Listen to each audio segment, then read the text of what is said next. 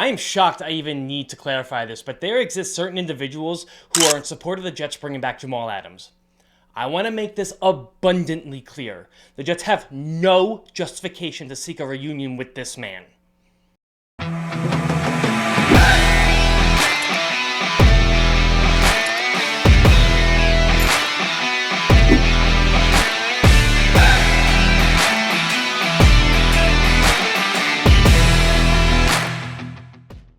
If you haven't been on social media lately, Jamal, who is currently under contract with the Seahawks until 2025, has been creating a buzz lately by sharing images of himself wearing a Jets uniform on his Instagram story.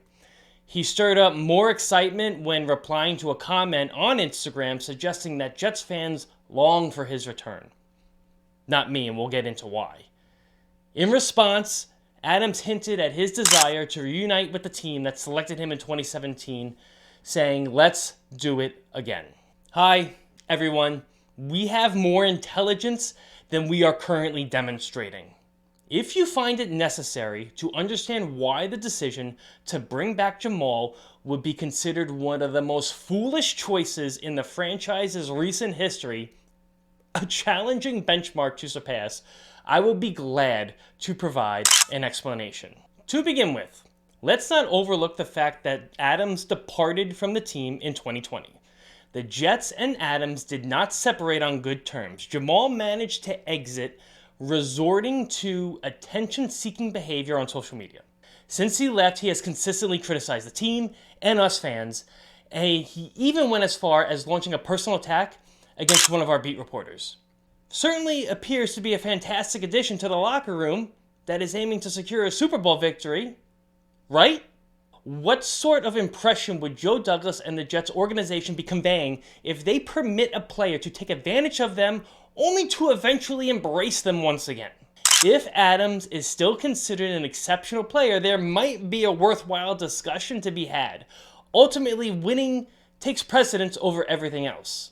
The Jets currently have an entirely new coaching staff in comparison to when Adams was previously here. Perhaps the Jets could put past grievances aside in order to acquire a player who has the potential to bring them closer to winning a Lombardi trophy.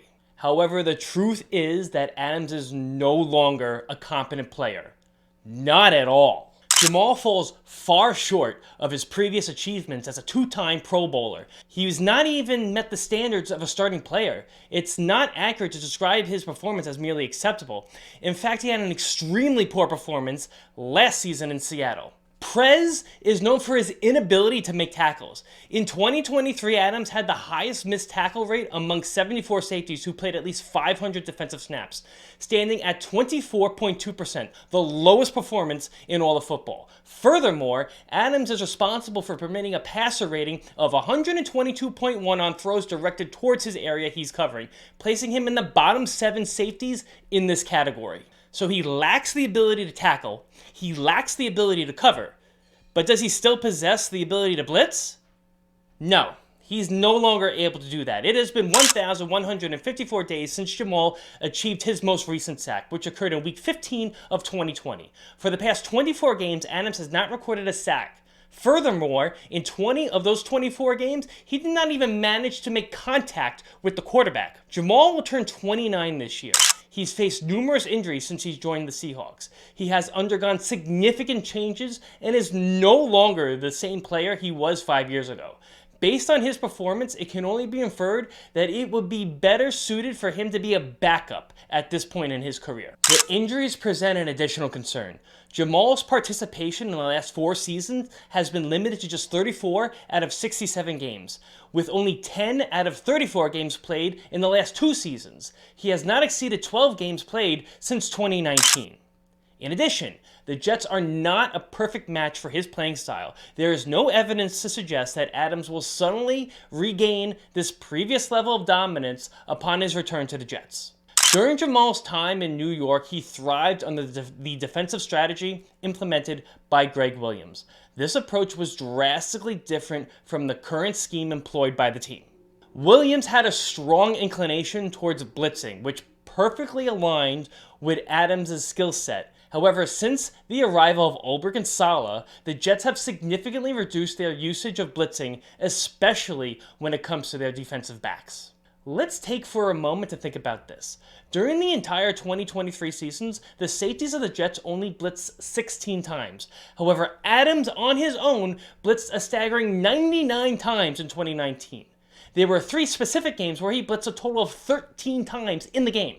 The Jets' current system incorporates several similar aspects from Pete Carroll's. Therefore, if Adams experienced a decline after transitioning from Williams' system to Carroll's, it is unlikely that anything will change when he moves from Carroll's system to Ulbrich's. Jamal appears to lack appeal in a sub-linebacker capacity. His tackling performance as a safety last season was subpar. His ability to blitz effectively has declined since 2020, and he does not align well with the desired defensive scheme.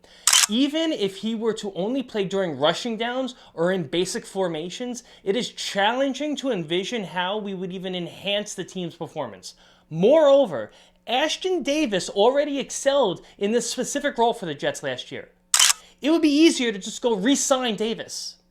Even without the history between Jamal and the Jets, a player like Adams would not be an attractive fit for the team. When you factor in the drama, it is truly perplexing to me how any fan would want him to return to the team.